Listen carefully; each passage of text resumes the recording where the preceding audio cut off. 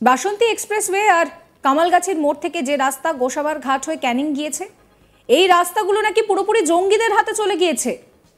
গোসাবায় 13টা দ্বীপ রয়েছে, একটা দ্বীপে বিএসএফ এর একটা ক্যাম্প রয়েছে, আর বাকি কোথাও কিচ্ছু নেই। মৎস্যজীবীদের সঙ্গে মিলে মিশে গোসাবার দ্বীপগুলো হয়ে ক্যানিং, বারুইপুর, কামালগাছি হয়ে ভারতে নাকি অনুপ্রবেশকারীরা ঢুকে পড়ছে, অথবা বাসন্তী এক্সপ্রেসওয়ে হয়ে সায়েন্স সিটি দিয়ে একেবারে ভারতের মধ্যে ঢুকে পড়ছে। জিহাদিরা কোন রুটে বাংলায় ঘাঁটি গাড়ছে, সেই বিশাল নেটওয়ার্ক এবার ফাঁস হয়ে গেল, আর তাতে করেই কপালে হাত পুলিশ প্রশাসনের। বাংলায় রোজ একের পর এক বাংলাদেশি গ্রেফতার হচ্ছে। সম্প্রতি মুর্শিদাবাদের হরিহরপাড়া থেকে 2 জঙ্গি ছাড়াও লালগোলা থেকে এক বাংলাদেশি ধরা পড়েছে। ক্যানিং থেকেও এক সন্দেহভাজন কাশ্মীরি জঙ্গিকে গ্রেফতার করেছে পুলিশ। এবার সেই বাংলায় একের পর এক এই জঙ্গিদের আসার রাস্তা নিয়ে বিস্ফোরক মন্তব্য করেছেন রাজ্যের বিরোধী দলনেতা শুভেন্দু অধিকারী।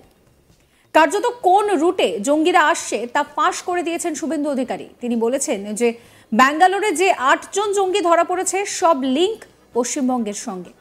এখানে বাসন্তী এক্সপ্রেসওয়ে আর কামালগাছির মোড় থেকে যে রাস্তা গোসাবার ঘাট হয়ে ক্যানিংয়ে গিয়েছে, যে রাস্তা রয়েছে, যে রাস্তার কথা তিনি বলছেন যে এই রাস্তা নাকি পুরোপুরি জঙ্গিদের হাতেই চলে গিয়েছে।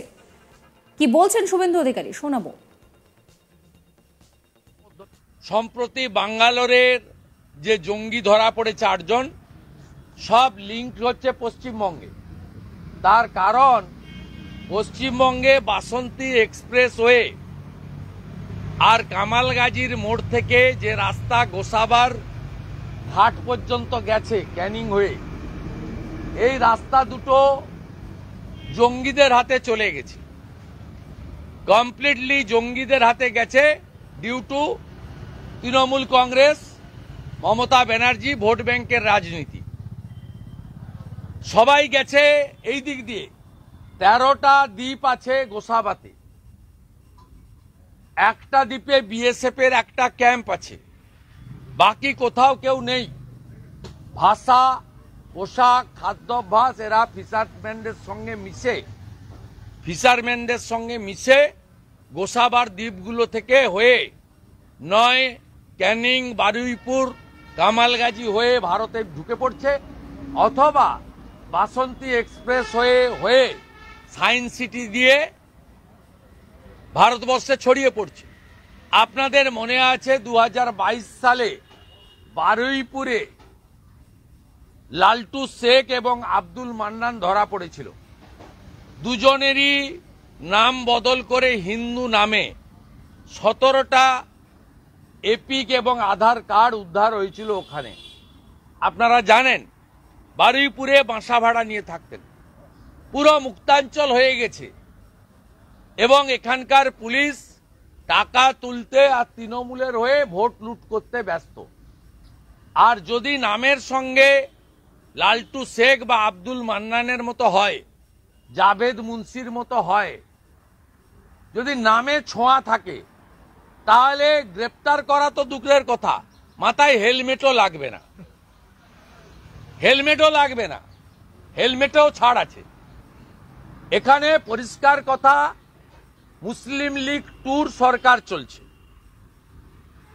এই জঙ্গিবাদ, মৌলবাদ তাদেরকে বাঁচিয়ে রেখেছেন মমতা বন্দ্যোপাধ্যায়। তারা ভোট লুট করে, তৃণমূলকে ভোটে জেতায়। সেই সঙ্গে তিনি বলেন যে জঙ্গিবাদকে বাঁচিয়ে রেখেছেন মমতা বন্দ্যোপাধ্যায়। এই মাসে দেখেছেন সিদ্দিকুল্লাহ চৌধুরী ছোটদের নিয়ে এসে রানী রাসমণি রোডে সভা করে গেলেন। গোটা ভারতকে নষ্ট করেছেন মমতা ব্যানার্জি। কি বলছেন শুভেন্দু অধিকারী, শুনুন। তৃণমূল নেতাদের যখন মিছিল মিটিংয়ে লোক দরকার হয়, গাড়ি ভাড়া দিতে হয় না, এরা পাবলিক ক্রাউড সাপ্লাই দেয়। যে সাপ্লাই গত মাসে এখানে আপনারা দেখেছেন, এ মাসে দেখেছেন যে সিদ্দিকুল্লাহ চৌধুরী 8 বছর, 10 বছর, 12 বছরের মাদ্রাসার বাচ্চাগুলোকে নিয়েছে এইখানে কি মিথ্যা কথাগুলো বলে গেলেন রানী রাসমণি রোডে। কিভাবে ওয়াকফ অ্যামেন্ডমেন্ট বিল নিয়ে অপ্রাপ্ত বয়স্ক, ভোটার লিস্টে নাম উঠেনি, ছোট ছোট বাচ্চাদের মধ্যে বিষ ঢুকিয়ে দিয়ে গেলেন ওখানে সভা করে। এগুলো দেখার পরেও আপনারা বললে কি হবে? গোটা ভারতবর্ষটাকে নষ্ট করছে মমতা ব্যানার্জি, তৃণমূল কংগ্রেস এবং তার সরকারের যে আসল মুখ সিদ্দিকুল্লাহ চৌধুরী, ফিরহাদ হাকিম, জাভেদ খান, আরাবুল, শকত, জাহাঙ্গীর, শাহজাহান, লিটন, খালেক, কত নাম আমি বলবো। এই মডেল পশ্চিমবঙ্গকে ধ্বংসের কিনারায় নিয়ে যাচ্ছে। পশ্চিমবঙ্গে যারা এখনো সেকুলারিজমের নামে লক্ষ্মীর ভাতার লোভে এখনো যারা বলছেন ধর্ম যার যার, উৎসব সবার, তারা ভাবুন আমরা ভেবেছি বলেই তৃণমূল ছেড়ে আমরা বিজেপিতে এসেছি। গত সপ্তাহে পূর্ব মেদিনীপুরের মহিষাদলের রথতলায় সমবায় নির্বাচনে জিহাদি হামলা এবং বাংলাদেশে হিন্দুদের ওপর অত্যাচারের প্রতিবাদে বিজেপির পক্ষ থেকে ধিক্কার সভার আয়োজন করা হয়। সেখানে উপস্থিত হয়েছিলেন শুভেন্দু অধিকারী। রোহিঙ্গা প্রসঙ্গে বলতে গিয়ে তিনি কি বলছেন শোনাবো আপনাদের। বিধানসভাতে